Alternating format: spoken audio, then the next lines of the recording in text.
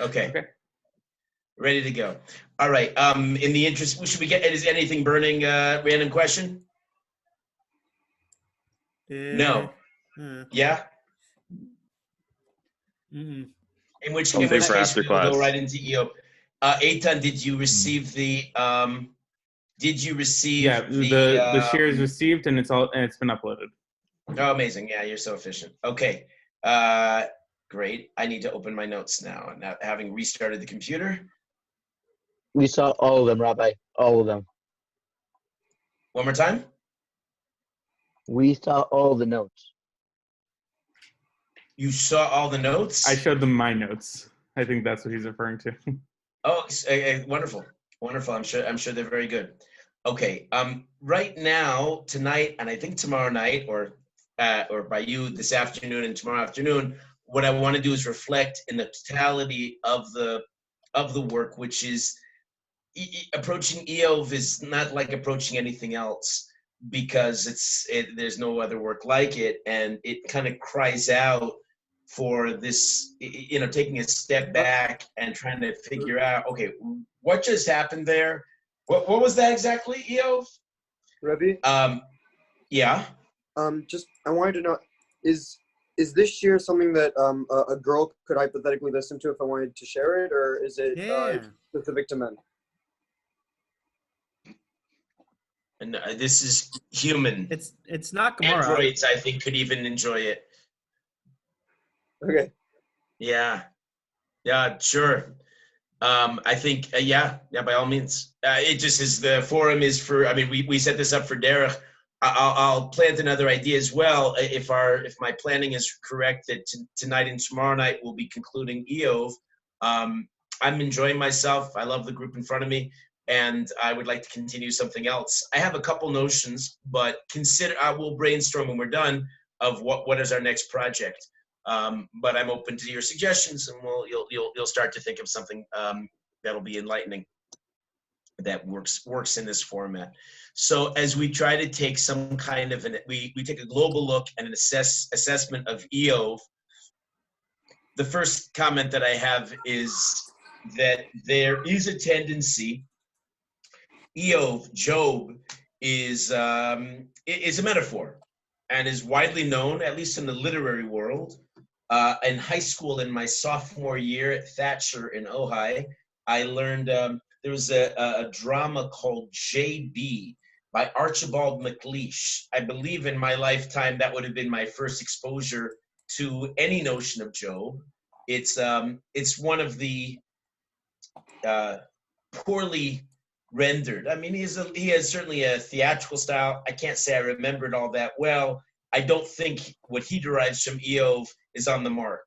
I don't think he gets it, but then that's consistent. We've said that before about much of the Christian world. Many of the metaphors that people draw in Iyov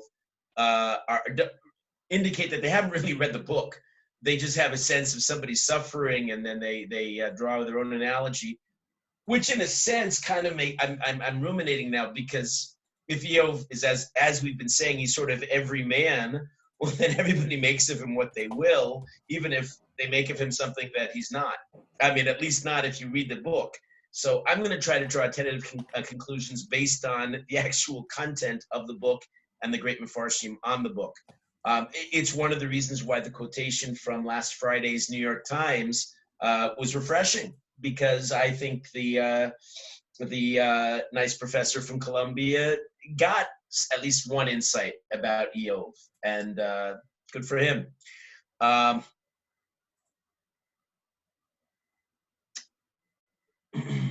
Rav Sadia Gaon, in reflecting on the book in general, in the 5th chapter of his monumental work, Emunah V'Deos. Is that a familiar work? Anybody studied it before?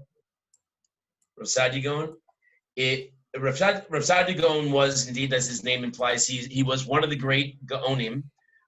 Period of Gaonim is post-Talmudic, post-Savarayim, before the Rishonim. So Europe is in the Dark Ages. Rav Sadia lived in the 9th, 10th, 11th centuries. And his work is the first real notable work of philosophy from a Jewish perspective by a Gadol Hador. And he certainly relates to Iyov, and he has the following general reflection on the book. He says, we learn from Iyov that when a person handles pain gracefully and he understands it, he's receiving pain in the same way that a child would understand that he's being punished, chastised by his father for his own good. Well, then that's the point, and he will receive greater reward in the world to come, and also in this world. That we're pain, in other words, is a given. You cannot go through life without suffering. It's just it's unavoidable, and therefore it's not whether or not we suffer, but rather how we suffer and how we deal with it, and if we're able to do it gracefully. Major idea, and as straightforward and simple as it sounds, most people in the world fail abysmally at this project. Certainly today, we've been talking about this, but let's reinforce it because it's something that needs reinforcement. It's so easy for us to slip into the ways of the world. Most people have a notion that they somehow don't deserve pain, that they're entitled to a sort of a gilded existence. And so when pain invariably comes, they feel outraged. I quoted the modern Orthodox mother who looked at her little cute son, her cherubic son in a mask, and she said, "This is just wrong. This is wrong." Well, who's she screaming against? What do you mean this is wrong? Are you angry at Hashem for creating this reality? I have a question. I had to take a step back myself as I'm restarting the computer, and of course I'm all gung ho, set to dig into Iyov tonight. And meanwhile, we have this 10-minute delay, which is terribly unfortunate and cause for bittul Torah for all of us. I'm thinking, this is so frustrating. And then I'm thinking, well, come on. I mean, this is also from Hashem, right? And maybe, in fact, this is like a tiny taste of what we're supposed to endure in life. I mean, this is hardly suffering. But I'm saying when we go to these, we have these hardships, and we have them, I mean, they make up the days and the minutes of our lives. Our ability to get frustrated and thrown off and chas v'shalom much more serious, angry, and in some instances violent, and antisocial, and all kinds of antithetical behaviors. So Rosadi would say, keep perspective. Remember, a slightly later Gadol, the Chovos Levavos from a century later, would write that the Baal Bitachon is somebody who always stays calm. And that's because you realize that Hashem is involved. Those people, one more point in Rav Sadia Gaon, the people who have difficulty coping, they become confused. Some of them actually become rebellious. Some of them become angry at Hashem. We see a lot of that today. So then they're crippled. They're really unable to apply their theoretical knowledge and somehow make meaning of their agony. They're stuck in their agony. So it's for these people who are stuck, at least potentially, if they would bother to learn it, that Hashem provided Iyov. Iyov gives you a way out, right? That somebody has their audio on with some nice music in the background or not so nice music in the background. So Iyov gives a way out of your rut. And who's Iyov after all? From Rav Sadia's perspective, he takes the shot that he's somebody who refuses to be disoriented by his terrible fate and comes out at tzaddik. We've seen a couple different ways of interpreting Iyov. This is certainly one of them. And that he comes out on top, and he concludes, I mean, how did the Iyov make the cut? The Anshe Knesset Gedola, the men of the Great Assembly, they had a lot of books to choose from when they canonized the 24 that made it into what we call the Bible. So Iyov being arguably the strangest and the most, out of place. One of these things is most certainly not like the other. That's Iyov, right? So they put Iyov in their own prophetic wisdom as a Sefer L'Dorei Doros, as an eternal book.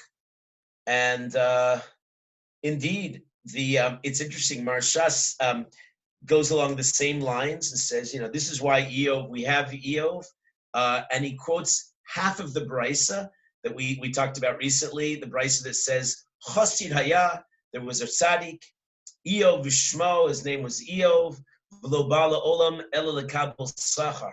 And he only came to the world to receive his reward, and full stop in the Marsha, full stop in Rav Sadia Gaon.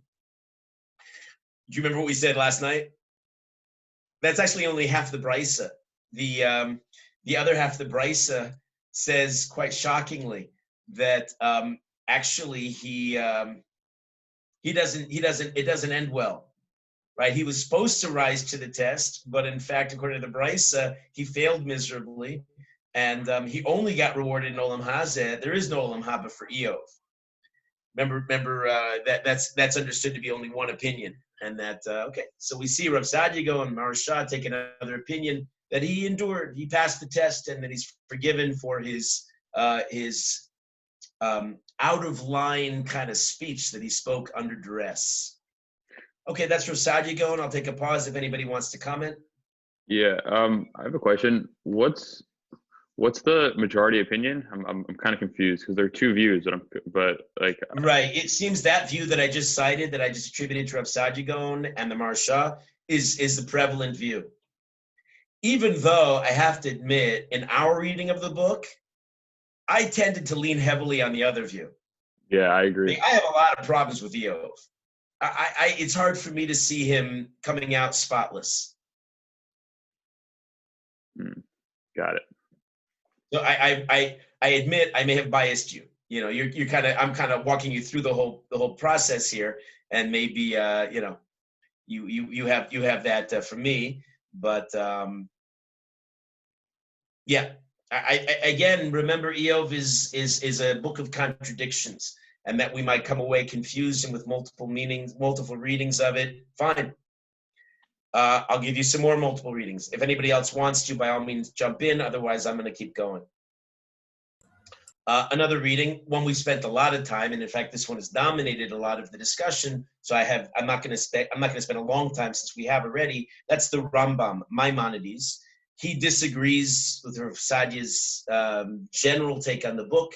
He understands the general purpose of the book, and the reason why Anshe Knesset Gedola included it in the canon is to provide all these different attitudes towards Hashgacha Pratis, how Hashem works in the world, and specifically on the question of Tzaddik V'Ralo, how we're meant to understand a Tzaddik's plight in this world.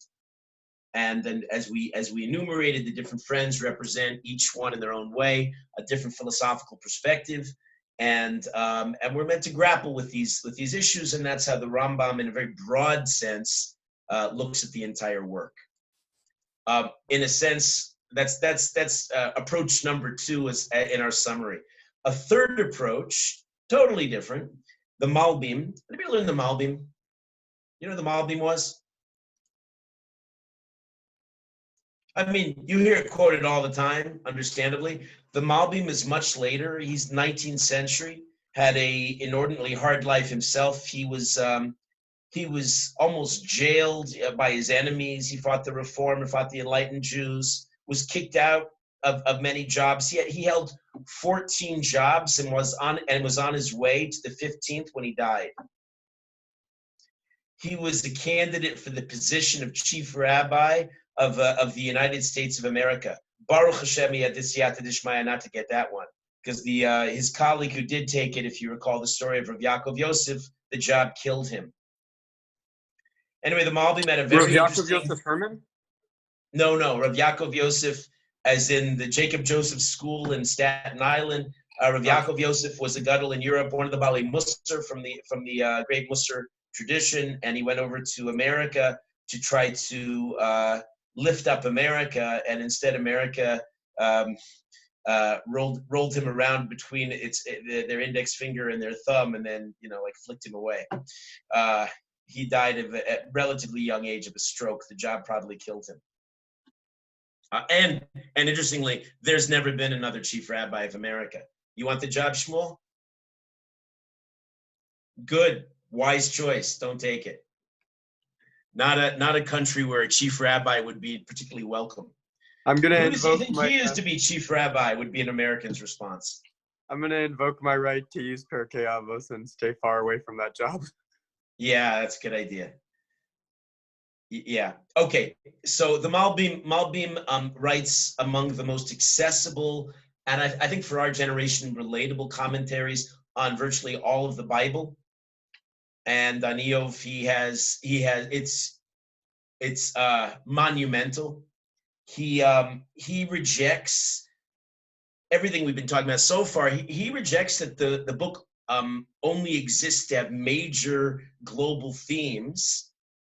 He says, no, are you kidding? I mean, sure, it's all that, but it's so much more too. He says every pasuk, in fact, every word in our holy writings, Iyov and all the rest, has to be probed for its relative deep meaning. And in fact, he develops a massive and intricate commentary on everything. Go memorize it. So that's how the Malbim looks at the book, right? He doesn't see it as a metaphor. And to defend the other views, you remember it was a strong opinion in the Gemara itself in Baba Basra that Iyov was a metaphor.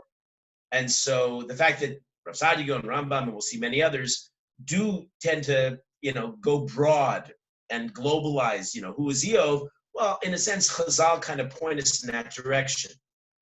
Fine, the Malbim is entitled to take his other view, but it is another view. Rashi, we're on the, if you're keeping tabs, this is the fourth major approach in the commentaries. Notice also, everybody gets in the fray. This is who doesn't want to write a commentary on Sefer Iyov? It's one of these books that once you realize what's up, and you're a thinking, feeling, emotional person in this world, you have to encounter Iyov. You can't go through life without having a serious dialogue, a serious take on all of this. Rashi, here's Rashi's perspective. I'm talking a lot. Am I not giving a chance to anybody if you want to speak? Or I'm going to keep going? We're good? Fine, here we go. Has anybody come and gone that I've missed? No? Okay, yeah, I think a few people have come and gone, but that's how it goes in this class. Okay, here's Rashi's approach. One more time. I'm still here, just changed my name. Okay, great. We know you. Yoel, I've come to picture you as a big Y, which is totally appropriate for Iyov. Why? So here's Rashi. And this is not going to be surprising. Those of us who feel very close personally to Rashi, if you've gone through his Perush, his personality certainly comes through. Rashi, of course, with his commanding sweep, his ability to take complex ideas and render them in simple terms for the layperson. His having suffered himself, he lived in the days of the Crusaders, and you'd think he should be screaming at the world. Well, Rashi has only gentle words to say about everybody. On Iyov, Rashi doesn't see the center of the book really as a theological debate. He says it's a drama instead between individual personalities. And he focuses really on these different personalities. Totally different approach to understanding the book. Rashi's comments are very brief and sparse. He never offers an overview of the whole book. Although that's just in Iyov. You remember Rashi, of course, has a commentary on much of the Talmud. Near the end of his commentary on Baba Basra, I say it that way because I'm finishing Baba Basra. I'm on Kuf Zion and on track as Rosh Hashem in a couple weeks to make a colossal siyum after a year. And anyway, Rashi in the first chapter it comments on Baba Basra. Rashi dies in Baba Basra, by which I mean on Chaf Tes Amud Aleph. There's a comment by his grandson, the Rashbam, who takes over that Rashi, our master, died here. He never finished his commentary. But Baruch Hashem, we get Rashi in the first chapter, and there in Baba Basra, he accepts the view that the book is a mashal, is a metaphor, is a parable. And what is the metaphor of the book? Rashi indicates there that the book is an answer to the prosecutors, to the complainers, to the troublemakers. He calls them the mekatragim, right? Those who start up with Hashem, those who start up in general. He says, Al midas adin, on Hashem's divine quality of justice. He says also that the major running theme, it's a theme we've certainly commented on, and certainly something from the Gemara, is to emphasize that no man is blamed for words spoken when he's in agony. Remember the expression, Ein Adam Nitpas al Tsa'aro. A person's not taken account when he speaks in agony. A comment on that, we've been talking about it so much, I don't know if I've emphasized this enough. You realize what an extraordinary chesed that statement is? I mean, because Hashem didn't have to do that. He could very well hold us accountable for things we said when we are not thinking, right? The fact that he gives us a little slack under duress is chasdei Hashem, is pure chesed, pure divine kindness. Anyway, Rashi says that those are major themes. At least he says that in his commentary on Baba Basra. He has a comment near the end of the book of Iyov, chapter 42. He says, we just did this yesterday, when Hashem rebukes the friends, and he tells them in very direct, not subtle terms, he says, you're guilty of accusing Iyov of being a rasha, of being a bad guy. That's not your place in this world. We're not here to do that to one another. You should have comforted him. That's what Elihu did, right? You should have. That's really what we're here for. We're supposed to play here in the sandbox nicely, if you remember the old Robert Fulghum piece, right? So we're supposed to be nice to each other. That's our purpose here. I mean, it's as though his suffering wasn't enough. You added guilt by upsetting him, and thereby increased your own sins. So Rashi actually turns out in these comments, even though he doesn't say it's about global themes, still in all, Rashi understands that much of the book is about human sensitivity and insensitivity. We learn the positive way to be sometimes by seeing the opposite. We certainly see a lot of that. It's about then sensitivity and empathy. It is about friendship. It's about how to behave and how certainly not to behave. Rashi also notes that in the central philosophical debate, because that's what really takes up much of the middle of the book, we delved into a little bit. We certainly did not exhaust it. But much of the philosophical debate, if you notice it, was totally inconsistent, right? I mean, they're all over the place. Iyov especially. I mean, he contradicts himself almost at every turn. So that sometimes we find him dropping in despair, saying things he probably didn't believe and otherwise would never have dreamt of saying, things leapt out of his mouth. And in other passages, Iyov himself soars to great spiritual heights. I remind you of the end of the first chapter, in which he's one of the paragons of virtue under duress. And he's all that rolled into one. That's the way we are. We're flawed, finite, messed up, wonderful people, all of us. That's Rashi's take. Good? Yeah? Okay. Yep. Ready for a little Ramban? Yep. Okay. The Ramban has this to say. I mean, you'll notice, obviously, these are summaries. These are not exhaustive statements. You'll do well in delving into each of these perushim or any of those that you find that speak to you. Ramban, you'll find in his commentary on the Sefer, but he has it in a couple of other places. He has it in a book that we've quoted here called Torah Sa'adam, and he has it in something in his drasha on Sefer Koheles too. He has some comments on Iyov, which actually makes a lot of sense. If you look into Koheles, what they call Ecclesiastes, some of the themes that we've been raising are ever present throughout Koheles, who certainly knows from human suffering. Shlomo HaMelech. So Ramban sees the book as having a singular purpose. This is taking us back to that, kind of global theme that we saw in Rabbi Sadia Gaon and Rambam. And that is, it's to tackle the seemingly impossible riddle that has stumped human beings in all ages, for all time. And that is, and it's a variation on the previous themes. The Ramban focuses it this way. What is this riddle? The world is governed by a loving and benign creator. He governs the world through certainly midas hadin, through divine justice, and certainly midas hatzedek, right? Complete correctness.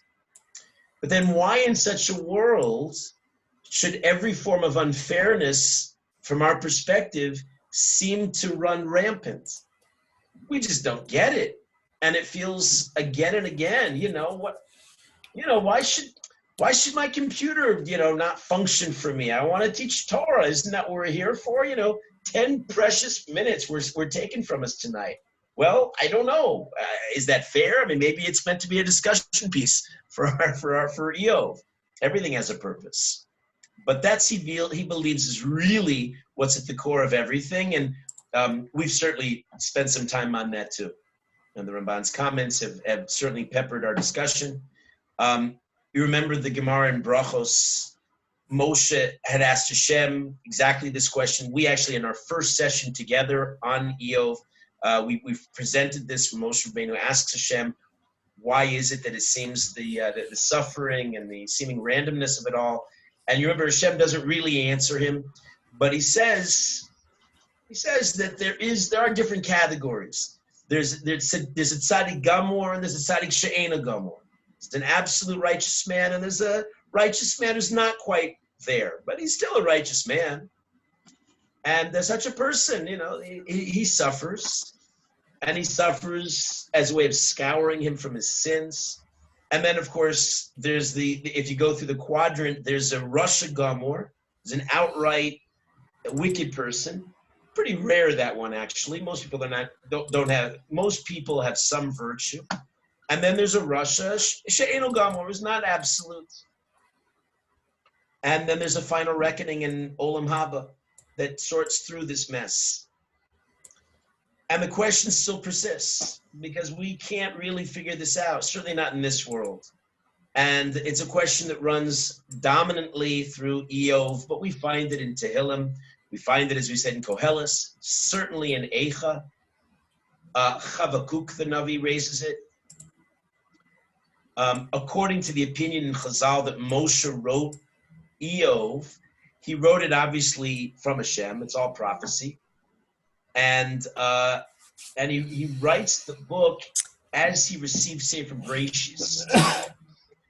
Picture this too. This the Ramban's commenting that Moshe Rabbeinu, as he's receiving Ma'aseh Bereshis, he's receiving the book of Genesis, right? So the basic fundamental creation of the universe and all the fundamental stories that make up the Torah and all of our lives and our existence. Simultaneously, Moshe, through Hashem's prophecy, through the prophetic vision of Hashem's words, is composing Iyov. And I'm quoting Ramban now. Ramban says, Iyov's is the subject. The subject of Iyov is the very root of emunah, of faith, the foundation on which the entire Torah rests. It's as fundamental as the creation of the universe. In this book, all questions about this topic that could possibly occur to anyone are asked. And in it, the absolute answer must be found, opines the Ramban. It's funny, I don't remember this line in the Ramban, and when I was coming up with my own title for our series now, I wrote, right, it's all the deep issues in one book. And that's the Ramban's assertion. By the way, notice, we have not exhausted these issues. There's so much more that we could have asked, but we did not. But I guess that means that each of us has to go back and find them because there's a lot of uncharted territory that we did not look at in Iyov. Remember, the Ramban also puts a primary emphasis on something that Elihu teaches, the mystery of Gilgul Neshamos, of reincarnation. And he feels that this subject of reincarnation lies at the core of the whole discussion of what we're doing in this world. So that's the Ramban's take on in a big way on the book of Iyov. Good? Is reincarnation mentioned in any of the other opinions or views, or is that just the Ramban's single take on it? of those views that I've gone through, I don't recall other people emphasizing it. No, which is not to say that nobody does, because I don't have the at my fingertips. I don't have every commentary automatically committed to memory to be able to tell you no. But I don't recall others that emphasize it like the Ramban. Yeah. Remember, it's not our only source. I mean, the Zohar. I quoted a lot of the Zohar, if you recall, when we went into reincarnation. The Zohar is a major source for it. But yeah, no, this is one of the Ramban's chidushim. Okay. Now, Hashem agrees. We've said Iyov is a tzaddik. And seems that there's no question here either. His friends, even if their content was right, their method was wrong. Hashem has, in the end of the book, we can call it almost a National Geographic travelogue or Google Planet Earth, the description of wonders of creation as some kind of an oblique answer to all of these questions and many others. Right? You remember one of the psukim asks Iyov, did you think how the mountain goat gives birth just at the right point on the mountain peaks, and everything is perfectly calibrated? These and a whole slew of questions that Hashem Hashem asks Iyov. Iyov just stands there, arguably with his mouth dropped open, and the Iyov's response, so eloquent, he says, "Nichamti." What does nichamti mean? Nechama? No. I've been comforted. Yeah, that's one shot. Nichamti, as in, it's a name, Nechama. If you know anybody named Nechama.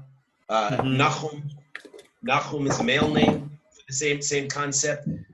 So one shot Ari says correctly is, I was comforted. Even though it's strange comfort, because again, Hashem has not really addressed his questions, but he's comforted. What comforts him exactly? So,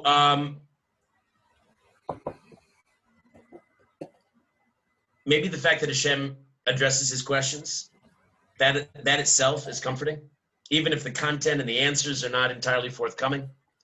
That's certainly a cue for us. Just being there, that's what we do when we comfort the mourners. Just go, be there, listen, talk if they talk to you.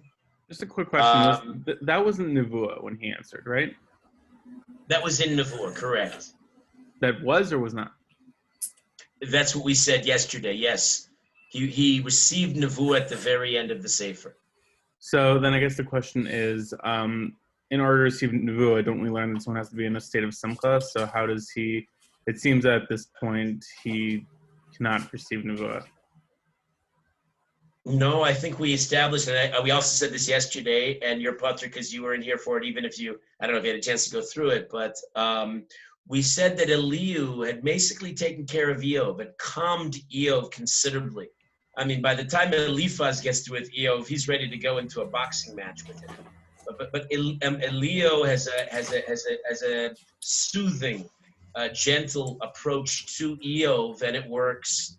And arguably then, I mean, I didn't quite put it in these words until you asked me the question just now, but I think we saw exactly that progression, so that by the time Hashem is there to talk to him, he's achieved that simcha, that certain resigned, he realizes whatever it's going to be, he's accepted his fate, his realities. Makabel Yisurin, as Chazal say. And so, yeah, no, the Chazal say unequivocally that he is now receiving prophecy. So another possible meaning of nichamti is I regret. Nechama, nichamti. Hashem says such things, and we're not meant to take it literally because Hashem doesn't regret anything. But as it were, in the very beginning of the Torah, he says, I regret, as it were, the creation of man. Yetzer Leva Adam Rak Ra Min Ne'urav, the inclination of man is evil from his youth. So Nechamti could be understood as Iyov saying, I regret what I said. Oops, I put my hand to my mouth. We said that last night too. So there are a few interpretations that are possible. I have this from a Bleiweiss. Bleiweiss suggests interpretation number one. Hashem tells Iyov that the universe is more complicated than you can grasp. Could you do a better job than me, Iyov? Okay, and that's something that's maybe the simplest, most accessible way of understanding it. It's certainly something that we've suggested. Another interpretation, number two. Iyov, all the worlds of play. Well, actually, that's quoting Shakespeare. But the problem is, if all the worlds of play, we only see a tiny fraction. So a bit player walks on stage left, slips on a banana peel in the middle of the play, and doesn't get it, right? And then like, what was that, right? But we don't see the vast script and how it's all part of the author's conception. And meanwhile, we're just kind of smarting from taking a pratfall in the middle of the stage to the audience's uproarious laughter. We don't realize how it fits in the big picture. Another mashal of this idea, this is the second shot of what Hashem's trying to give over. All the worlds of play, but we only see a tiny part. This is very powerful. If you're unfamiliar, take notes. I hope I'm not overwhelming you with too many heavy concepts. There are a lot in Iyov, and I know we're going through a lot tonight. They're all worth really going over carefully. So listen to Rabbi Chanan Wasserman, who he apparently he gave this metaphor in Kovno before famously the Nazis murdered him. And people were asking these kinds of questions as they were facing their own doom as the Gestapo was rounding up the Jews. And he comforted them with the following metaphor. I'm summarizing it. He goes into more depth. The metaphor is of a city boy who's given a brief tour of farm life, but he knows nothing of it. So initially, he sees the farmer put these delicate little seeds in the ground. But the farmer's so rough with these cute little seeds, and he shoves them into the ground and covers them with dirt, and he's thinking, what is the farmer doing with these seeds? He's burying them, he's destroying them. I mean, why doesn't he do something with them? Why doesn't he nurture them? Something. Well, then later on at a different stage, the same boy is brought back, and he sees the crops sprouting from the ground. And then suddenly this cruel farmer comes out and starts hacking away at the crops. Right? And he thinks, what's this destruction? I mean, these beautiful fields of grain, they're blowing in the wind, and he's got to just cut them down. And again, and you can already feel where this is going, then you have your kernels of grain, and they're so ripe and rich and ready, and it's beautiful looking. And what is the farmer doing? He starts crushing and pulverizing, and more destruction. And then, of course, the boy is given a plate full of delicious home-baked bread. And he sees, aha. But at every interval, all he saw was destruction. Right? Until it becomes the final product. He couldn't see the good until he reached the end. And of course, each stage in our life, if all the worlds of play, was leading to an ever greater level. In this cosmic drama, so that Hashem enlists sometimes even evil that's manifested in human beings, as part of the dynamic, part of the dramatic tension, and part of the cosmic good. Right? It doesn't mean if this is all willed by Hashem that somehow the evil is part of the process. It doesn't mean we shouldn't rise up against evil. Oh no, that's what Hashem wants. I'll just let it happen. No. The Torah is very clear. Uviarta hara mikirbecha. You're supposed to destroy evil, but that we see that it also evil's here. It exists for some meta purpose. Again, like Hashem is telling Iyov, beyond our grasp. Something that's we're not capable of really understanding.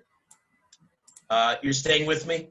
I'm going to take it to the maximum time because we were cheated in the beginning of the shiur, so I don't want to leave anybody feeling unsatisfied tonight. Another way of understanding Hashem's message, his cosmic message to Iyov, is a third approach. Hashem, and we've suggested this, really isn't answering Iyov at all. All he's saying is, Iyov, I'm here with you. And what's the purpose there? We've reflected on something similar, but here's a different emphasis. Answers can be insulting. Just look at Iyov's friends. Sometimes they're so neat. The answer is so smug and complacent. You want to slap him. In the face of suffering, many answers are not only unsatisfying, they're insulting. And we need comfort. Right? David HaMelech says in Tehillim, he says, Lo ira ra ki ata imadi. I don't fear evil because you're with me, Hashem. You're there for me. We suggested last night that friends, even the best of friends like Iyov's friends, are unreliable and can let us down. All humans let us down. But ata imadi, shivtecha umishantecha. Shevet is a staff. And the shevet, shivtecha, your staff, sometimes Hashem allows a stick to hit us in this world. Again, we don't understand it, but it's all part of the cosmic play. Umishantecha is another kind of a staff, but it's a staff that we lean on. The first kind, shivtecha, your staff is the one that hits us, but mishantecha, that's Hashem's support. And the pasuk famously ends, Hema Yenachamuni. And we come back to Yenachamuni. What's the root?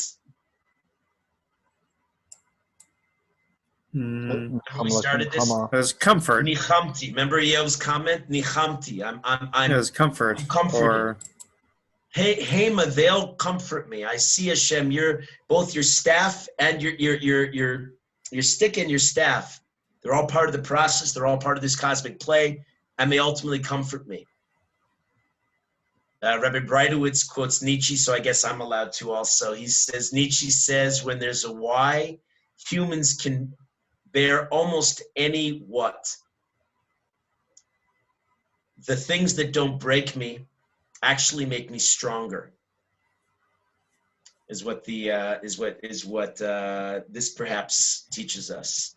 I'll pause here. We'll take a little more time tomorrow to reflect and to come up with some of the other major themes that underlie Iyov.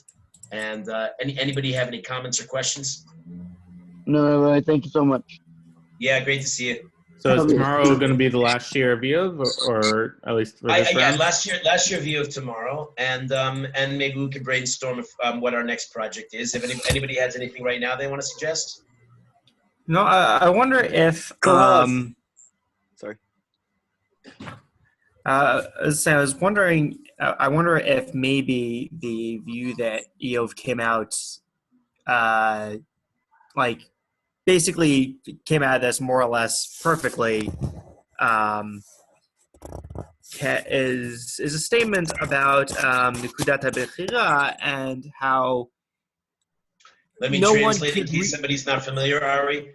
Nukudat HaBechira is the metaphor that Rav Dessler writes about, that everybody's got a point that they're struggling on. We're often shifting our battle lines, but everybody's always struggling with something. Go ahead, Ari.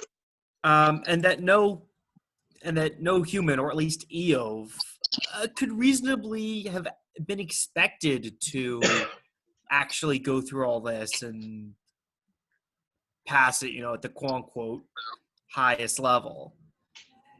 And that Iyov did do the best that he was able to do, or at least very close to it. On top of that, you have people not being held liable for things said under duress, or even done under duress. It's my understanding that even if someone does one of the three averot, that's misat beisdin, if they're do it under life threat, then they're not prosecuted.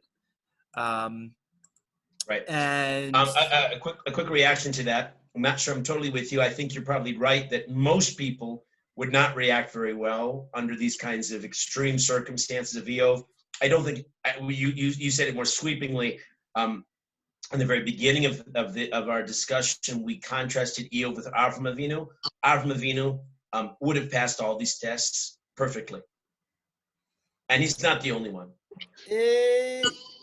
We can brainstorm a number of figures. I mean, that's very clear in Chazal's approach. Chazal deliberately set up Iyov and Avram as contrasts in how you deal with things, and we have tzaddikim who are on a higher level than Iyov, without any question. Okay, so Doesn't mean that's it's easy, but they do that's it. at Iyov's level, and maybe we shouldn't. It's a thing for us that like we shouldn't be like, oh, we have to. If Iyov is supposed to be an everyman, then to see that no, as an everyman, there is a point where one can even fail to some degree and still have done well. Maybe. I'm suggesting otherwise. I'm suggesting that Avram Avinu wouldn't have even have failed. I'm not saying that Avram Avinu would have failed. So yeah, Okay. I guess it doesn't totally fit when you're saying, oh, well, Iyov is similar to Avram Avinu. But if you're going to say that Iyov is supposed to be an everyman, well, you say that everyone's supposed to be an Avram Avinu, like to that level? Why not? Let's shoot high. The Torah raises the bar very high, and we can strive. There's a difference between striving and expecting. If one holds themselves to the standard of Avram Avinu, then one is very quickly going to become good to aspire. Whereas if Very possibly. That's an excellent point.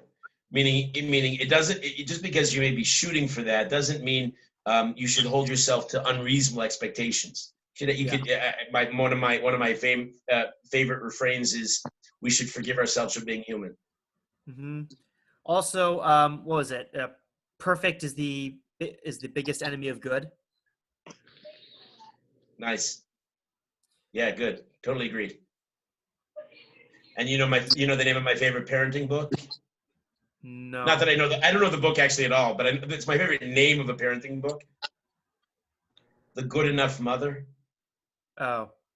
I think I've heard of books It's a like great that. concept. Maybe not. I mean, it's a great parenting title specifically. because parents who are perfectionists are usually lousy parents. Yeah, because they're perfectionists on themselves and they expect their kids to be perfect. And Yeah, right. Good luck. yeah. Yeah. Yeah. So that was just like that was just my take on that. Very, very, very thoughtful, Larry. Thank you. Okay. Rabbi, Uh, I have something kind of pressing. Is Rabbi able to speak with me after everyone gets off for a few minutes? Yeah, Thank you. sure. I also have. I'm going to try to develop it and put it in an organized file. But I have a longer answer to your trolley question, Eitan. Oh, wait. Trolley question. There's a better, longer answer with the Chazon Ish and the Rav Moshe and it's the trolley question and then the corollary question about triage. It's great sugya. I haven't really done it. I haven't done it as properly as I should have, and you motivated me to collect the sources. So I'm almost through. I'll come up with that sometime soon. Maybe that's something we'll do. Although it's a little bit. I don't know if it fits this context, but I can try to give it to you. But I'm not ready with it just yet. Hey, Tom, have you listened to Rabbi Tatz's stuff on medical halacha? Not so much, no. Oh, it's Okay. great. I Rabbi can imagine. Rabbi Tatz it's really hits good. on some of these things, I'm sure he does. exactly. Yeah, sure he does. Okay, so I think then we'll end it so that you and Rabbi and Shmoo can have their shmooze. Sounds great. Nice to see you, Eitan and Ari.